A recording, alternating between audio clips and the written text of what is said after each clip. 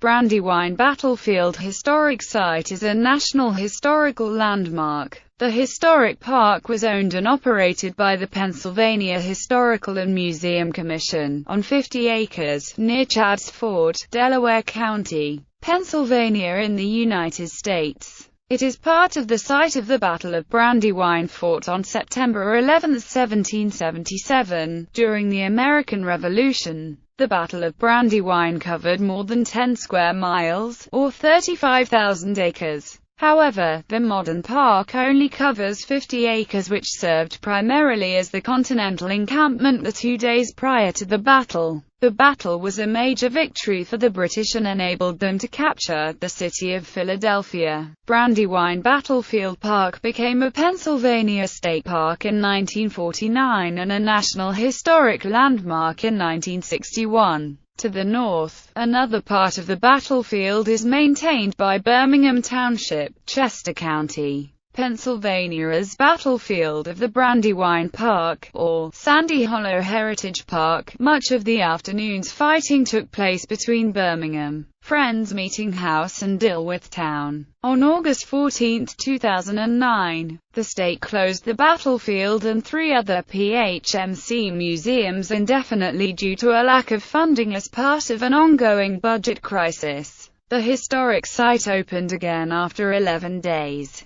Operating under an interim agreement between the PHMC and Chadds Ford Township with the Brandywine Battlefield Associates, or Friends of Brandywine Battlefield, who operate the site with limited staff and volunteers until a final agreement is reached. Geography. Brandywine Battlefield Park is about a half-mile east of Brandywine Creek in southeastern Pennsylvania. Its proximity to Philadelphia, about 30 miles, led directly to the land being the location of a major battle of the American Revolution. The creek itself was a major military obstacle during the 1770s. Brandywine Creek served as a moat that blocked British access to the Schuylkill River and the Continental Congress in Philadelphia. The British Army sought to seize control of Philadelphia, drive the Congress out of the city and thereby bring an end to the war. The area was also a crossroads of the 13 colonies.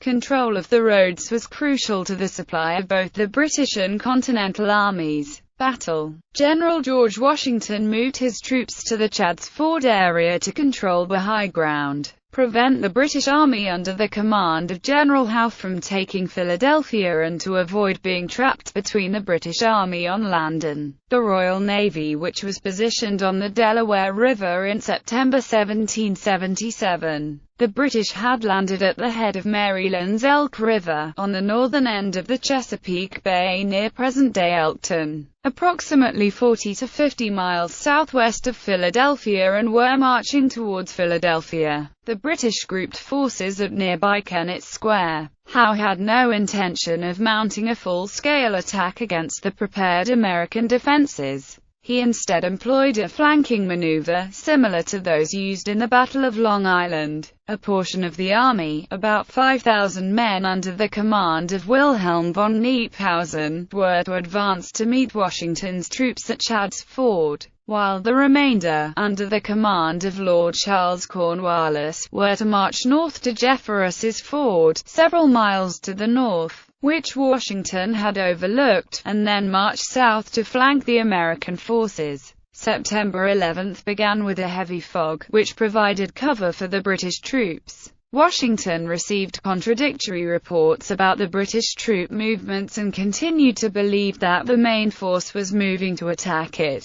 Chadds Ford. The British appeared on the Americans' right flank at around 2 p.m. With Hazen's brigades outflanked, General John Sullivan tried to reposition his troops to meet the unexpected British threat to their right flank, but Howe was slow to attack the American troops, which bought time for the Americans to position some of their men on high ground at Birmingham Meeting House, about a mile north of Chadds Ford. By 4 p.m., the British attacked and quickly gained the ground from the Continental Army. Sullivan then attacked a group of Hessian troops trying to outflank the Americans near Meeting House Hill and bought some time for most of the men to withdraw. but Sullivan's men were cut down by return British fire, forcing them to retreat. At this point, Washington and Greene arrived with reinforcements to try to hold off the British, who now occupied Meeting House Hill. The remains of Sullivan's men held off the pursuing British for nearly an hour but were eventually forced to retreat. The Americans were also forced to leave behind most of their cannon on Meeting House Hill because most of the artillery horses were killed. Kniphausen, on the east bank of Brandywine Creek, launched an attack against the weakened American center across Chad's Ford,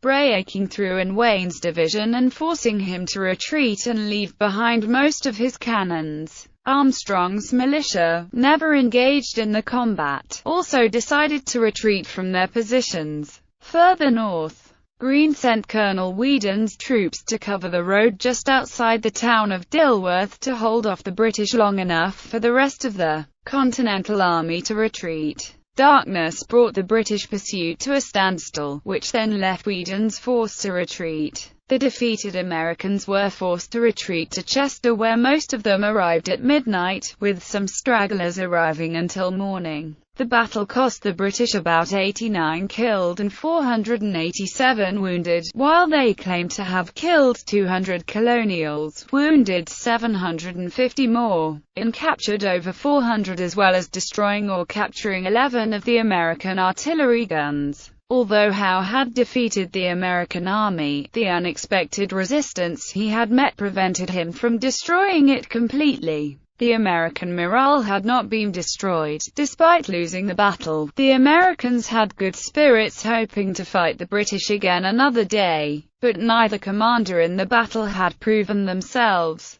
Washington had committed a serious error in leaving his right flank wide open and nearly brought on destruction if it had not been for Sullivan, Sterling, and Stevens' divisions that fought for time. Howe had waited too long to attack the American right flank, showing again his lack of killer instincts because he was still afraid of sustaining heavy casualties since the costly victory at the Battle of Bunker Hill 2 years earlier, and thus allowed most of the American army to escape. British and American forces maneuvered around each other for the next several days with only minor encounters such as the Paoli massacre on the night of September 2021. The Continental Congress abandoned Philadelphia, first to Lancaster, Pennsylvania for one day and then to York, Pennsylvania. Military supplies were moved out of the city to Reading, Pennsylvania. On September 26, 1777, British forces marched into Philadelphia unopposed.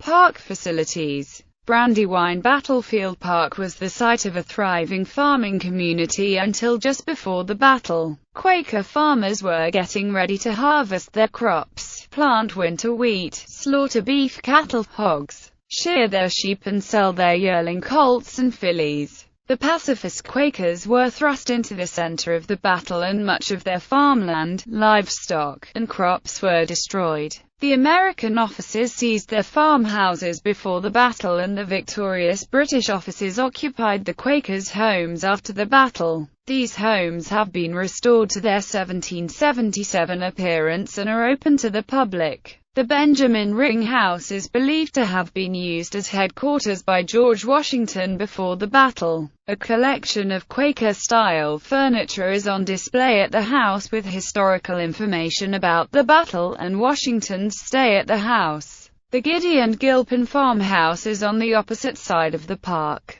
It too has been restored and furnished with vintage Quaker furniture. It served at the base of operations for Marquis de Lafayette before and during the battle. Reenactors portray Hessian, Quaker farmers, and British and Continental soldiers during many special events held at the park during the year. Staff and volunteers provided daily guided tours of the park and battlefield. They also guide hands-on activities, give speeches, sponsor seminars, and host open houses. Much of the battlefield is preserved, but encroaching suburban sprawl is threatening the park. The park is protected by its status as a National Historic Landmark District, designated as such by the United States Congress in 1997. 220 years after the Battle of Brandywine. Current affairs. The Gideon Gilpin farmhouse used by Lafayette has been restored to its 1770s appearance.